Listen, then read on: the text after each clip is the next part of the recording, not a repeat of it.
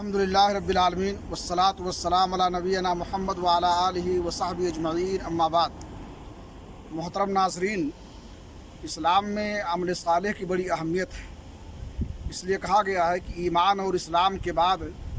دنیا میں اللہ کی سب سے عظیم نعمت جو ہے وہ یہ ہے کہ اللہ تعالیٰ کسی بندے کو نیک عمل کی توفیق عطا کرتے ہیں۔ لہذا وہ شخص جسے نیکیاں کرنے کی توفیق مل جائے اور عمل صالح میں زیادہ سے زیادہ حصہ لے، اس کو اس پر اللہ رب العالمین کا شکریہ ادا کرنا چاہیے۔ حدیث قدسی میں اللہ رب العالمین نے فرمایا، یا عبادی انما ہی اعمالکم احصیھا لکم ومن وجد خیرا فلیحمد اللہ ومن وجد غیر ذلک فلا یلومن الا نفسہ۔ کہ میرے بندو، یہ تمہارے اعمال ہیں جنہیں دنیا میں تم نے انجام دیا تھا، اگر ان کا رزلٹ اور نتیجہ اچھا دیکھو اور اچھا پاؤ تو اللہ رب العالمین کی تعریف کرو، اور وہ شخص جو اپنے اعمال کا نتیجہ اور ان کا رزلٹ اچھا نہ پائے تو اسے اپنے نفس کی ملامت کرنی چاہیے، اس لیے کہ دنیا میں اسے موقع ملا کار خیر میں حصہ لینے کا، نیکیاں کرنے کا، لیکن اس نے ان مواقع کو گنوا دیا اور بیکار ہی گزار دیا اور عمل صالح نہیں کیا۔ شیخ سعدی رحمہ اللہ فرماتے ہیں، شکر خدائے کن کے موفق شدی بخیر زین عام و فضل اونا معطل گزاشتت منت منہ کی خدمت سلطان ہمیں کنی منت شناس ازو کی بخدمت بداشتت۔ کہ اللہ رب العالمین کا شکریہ ادا کرو اس بات پر کہ تمہیں عمل صالح کی توفیق ملی، نیکیاں کرنے کی توفیق ملی، اور اللہ رب العالمین نے اپنے انعام اور فضل سے تم کو معطل اور بیکار نہیں چھوڑا۔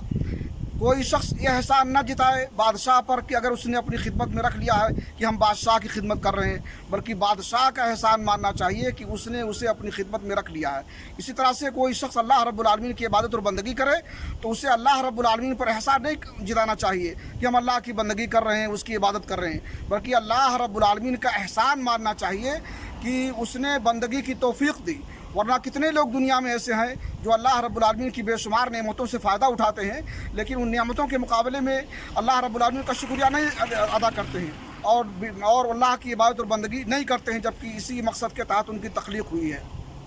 کچھ اعرابی اللہ کے نبی صلی اللہ علیہ وسلم کے پاس آئے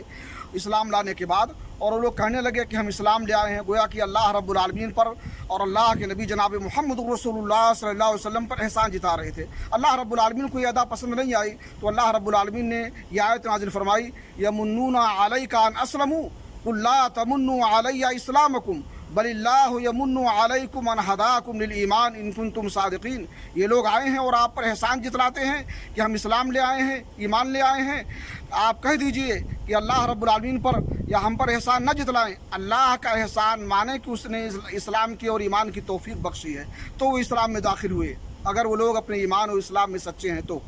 بہرحال کوئی شخص نیک عمل کرتا ہے تو اس پر اللہ رب العالمین کا شکریہ ادا کرنا چاہیے، اللہ پر احسان نہیں جتلانا چاہیے۔ بلکہ اگر شخص نیکیوں میں وہ آگے بڑھ چڑھ کر کے حصہ لیتا ہے اور آئے دن وہ نیکیاں زیادہ کرتا ہے تو اس کا مطلب یہ ہے، تو اس بات کی دلیل ہے کہ اللہ رب العالمین اس سے راضی ہے اور اللہ رب العالمین اس سے خوش ہے۔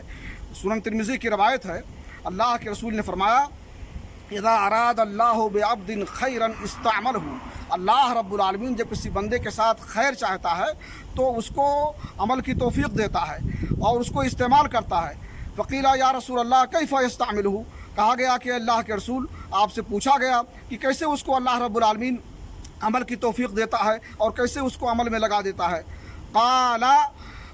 یوفقہ لعمل صالح قبل الموت۔ اللہ رب العالمین نے فرمایا، اللہ کے رسول نے فرمایا کہ اللہ رب العالمین اسے عمل صالح کی توفیق بخش دیتا ہے موت سے پہلے، یعنی موت سے پہلے وہ خیر کاموں میں حصہ لیتا ہے، اس وجہ سے اس کا خاتمہ بالخیر ہوتا ہے۔ اللہ رب العالمین سے دعا ہے کہ اللہ تعالی ہمیں توفیق بخشے کہ ہم نیکیوں میں حصہ لیں اور ہماری نیکیوں کو اللہ رب العالمین ہمارے لیے ذریعہ نجات بنائے۔ تقبل یا رب العالمین، وصلی اللہ علی نبینا محمد وعلی آلہ وصحبہ اجمعین۔